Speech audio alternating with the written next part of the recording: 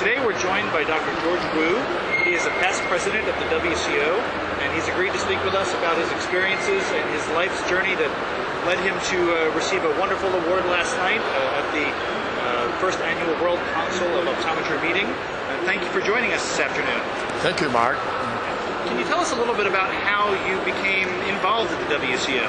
I became involved with the former organization of WCO. It was called International Optometry and Optical League in those days. It's based in London, and it has meetings throughout the world here and there. And I get interested in it when I was working in Canada at the University of Waterloo. However, I was also interested in association matters, and I participated in IOOL meetings in the 70s and 80s, representing Canada in the league. And you've stayed active all of these years? On and off, and by early 90s, it became known as WCO. And for a while, I think their office moved from London to Pennsylvania, to Philadelphia. So in '89, for example, I gave a talk. '89 is still IOOL. Gave a talk called Herbert Moss Memorial Lecture. In those days, every year there's a Herbert Moss Memorial Lecture. Herbert Moss is an optometrist from Philadelphia, in fact. That year, I remember I delivered a talk in Washington, D.C. So on and off, I participated with still the Canadian representation. By the time it changed to WCO, I have then slowly moved to Hong Kong, where I took up a position at the Hong Kong Polytechnic University, where I also became the president of Hong Kong Society of Professional Optometrists, and then I became the president of Asia Pacific Council of Optometry president, and from there I became the president of WCO. So that's my journey, that's my relationship with IOL and WCO. So obviously over the years the organization has changed. Can you kind of highlight, from its infancy, do you feel kind of like a proud grandpapa to see it grow? Well, it's a very small fraternity of Europeans in the beginning, but now it's a truly representative of the globe. And also our constitutions have been changed. In the Paris meeting, in fact, the highlight is to define the definition of optometry was born. Very succinct language.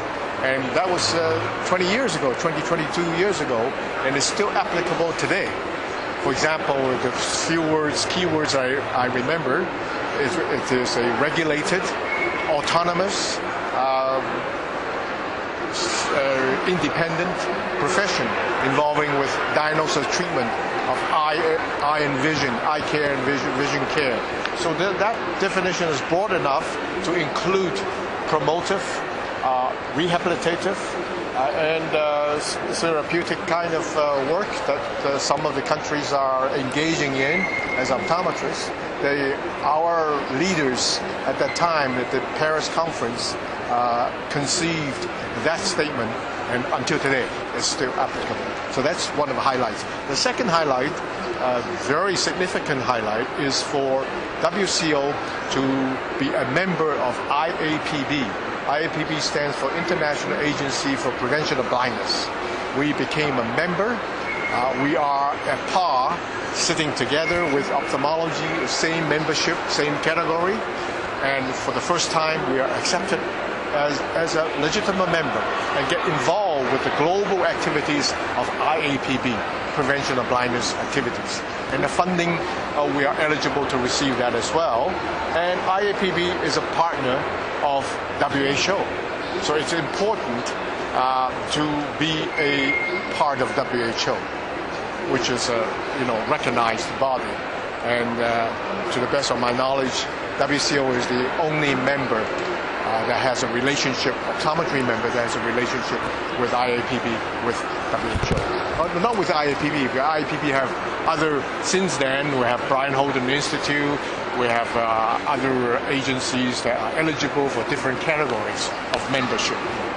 And at this time, now that you've seen the organization grow and flourish, what do you see as the challenges and barriers for the WCO moving forward?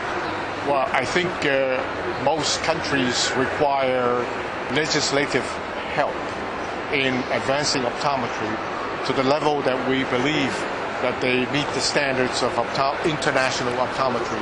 In fact, we have committees working, we meaning WCO have committees working towards that model, and then because we are so diverse from different levels, we call them 4 different levels. The ultimate level is at par with United States and Canada. But the elementary level, they are also our members, so we want to say the minimum requirement of optometrists is at level 3. So how do we achieve from, say, countries that have only level 1 and level 2 to level 3? We have to give some help to these countries in, say, South America, in Africa, in certain pockets of Asia, and so forth. Wonderful. Can you tell us a little bit about the award that you won last night?